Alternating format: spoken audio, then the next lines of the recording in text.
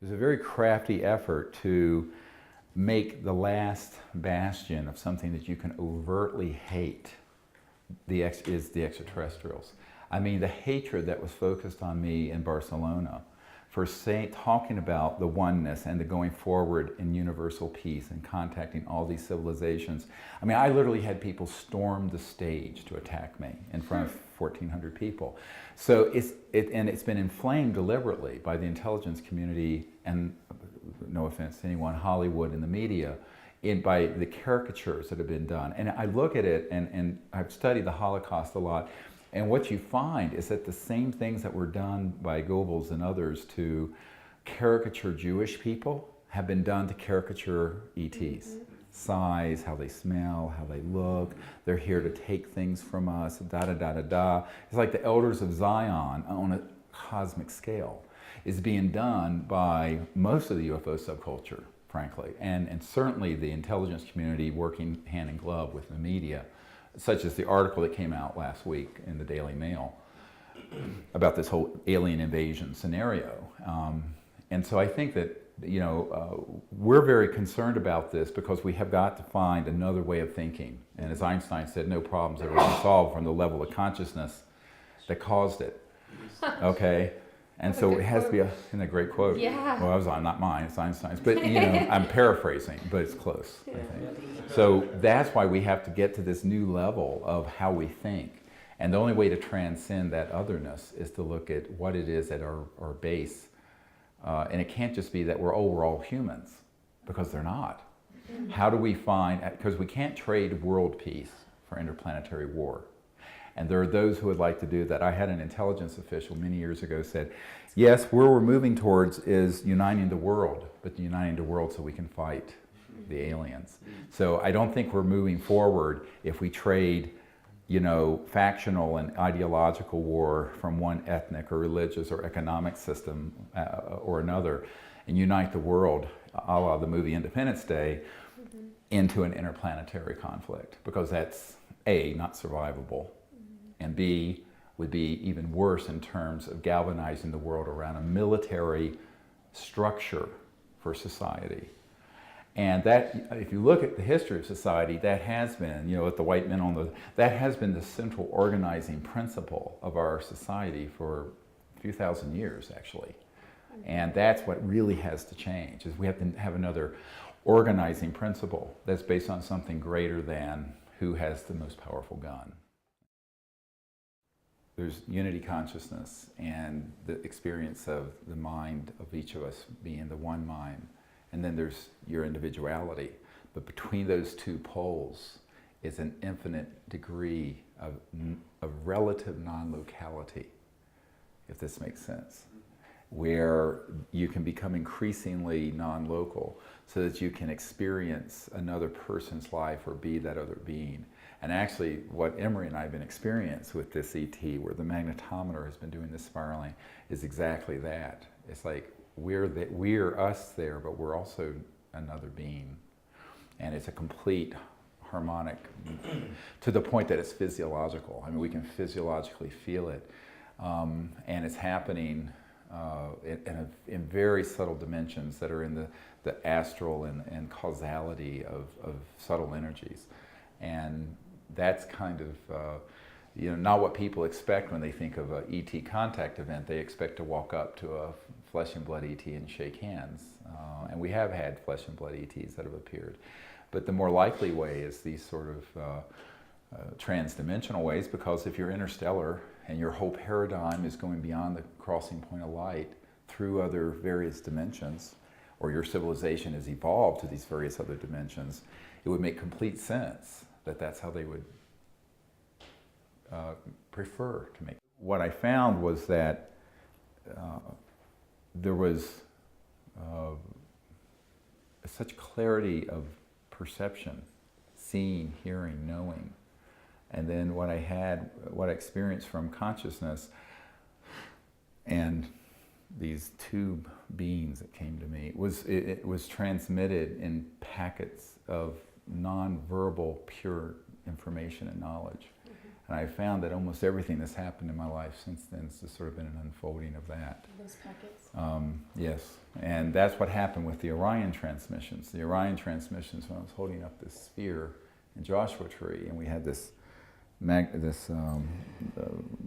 was a radar detector, started, and as I tuned to a sector of Orion, then there was this download, like a step-down transformation through this crystalline structure in my bioelectric field into that. But the tone of the machine, I could feel what the information was, and it was like amazing packets of knowledge that was in energy form and not verbs, not words. And so when you're in that state, you can gain information, whether it's in a meditative state or while you're moving around, in a way that's from a very deep matrix in the structure of consciousness, which then means that you're very clear in being able to access this Ritambara Pragya, Ritam, that level of awareness where all knowledge can be accessed. And that is folded within every single person. What's beautiful to realize, that saying that thinkest thyself a puny form when within thee the universe is folded. It's a rhetorical question. The entire cosmos is folded like a quantum conscious hologram within every single person and every single being. And the realization of that, and the beginning of the experience of it, then you realize that every sentient being that it can be aware of awareness.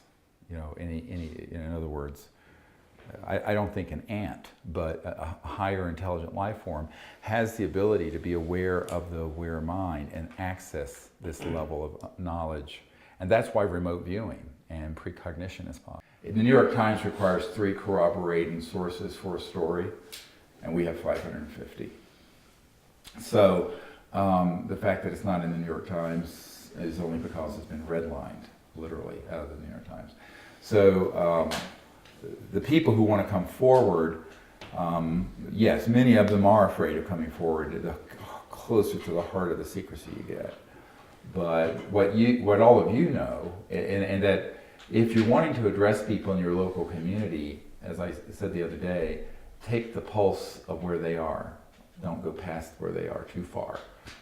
And you can educate them. It's all about compassionate education, not proselytizing. It doesn't do any good to talk about things that someone's not ready to hear about. So if they're not receptive, as the old saying goes, the wise are they who speak not unless they have a hearer. So if there's not receptivity, you can just move on. But you'd be surprised the number of people who are, even on the things that are the high strangeness, trans-dimensional aspect of what we're doing, there's so many people ready to hear that. And more than you can imagine, but you have to kind of ease your way into it. Yeah. And let them ask the question that opens the opportunity. Right. And that's when I was briefing the CIA director and his wife, who was the chief operating officer of the National Academy of Sciences. He really didn't have an interest in the whole communication aspect of it. He was interested more in the policy implications and why he was being denied access and why they were lying to the president and to Webster Hubbell, who had been sent from the Department of Justice by the president to investigate this.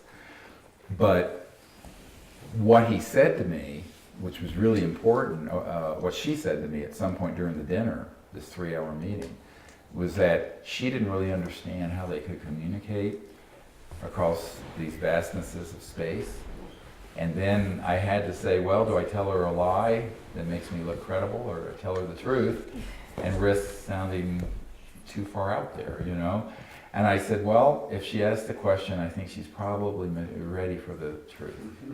And I started talking about thought-actuated technologies, technology-assisted consciousness, and consciousness-assisting technologies, and that there were developed multiphasic electronic devices that could receive directed thought or also send directed thought. And that this is how the communication was happening at multiples of the speed of light across interstellar and even intergalactic distances.